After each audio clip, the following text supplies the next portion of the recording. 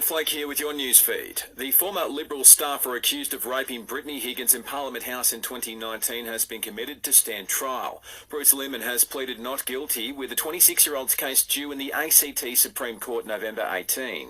It could be some time before those living in other states and territories are able to visit family and friends in WA. The state's revealed its COVID roadmap and isn't planning to reopen borders until reaching a 90% double-dose vaccination target, which isn't expected to happen until early January, possibly February. Premier Mark McGowan says some towns could still remain off limits once that milestone's reached if vax rates aren't high enough. Intra-state borders to protect those specific regions may need to be introduced. Bunnings will again play host to a major COVID vaccination rollout across Queensland over the weekend. Those in the state will be able to roll up to 25 locations to get jabbed as work continues to get vaccination rates up. The state's Health Minister, Yvette Darth, says the clock's ticking ahead of the borders reopening. Don't delay. If you are due for your second jab, if you got your first one at Bunnings, then come back and get your second one at Bunnings. There's been no new locally acquired cases in the state overnight. However, Moree in northern New South Wales has been removed from the state's border bubble for at least a week.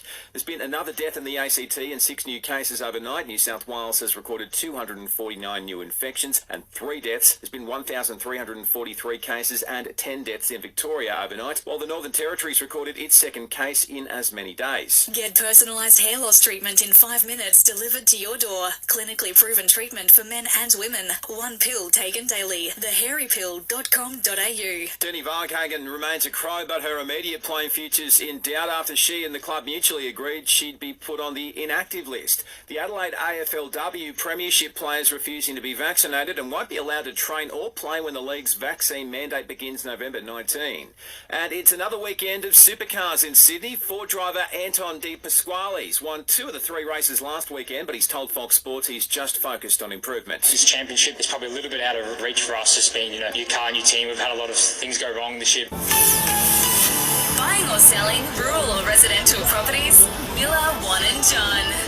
This is SAFM weather. No chance of rain for the rest of the day, but the same can't be said for tomorrow. We're looking at a 90% chance of showers. We'll be getting up to a top of 22 and a low of 13. For radio, podcasts, music and news, download the free Listener app.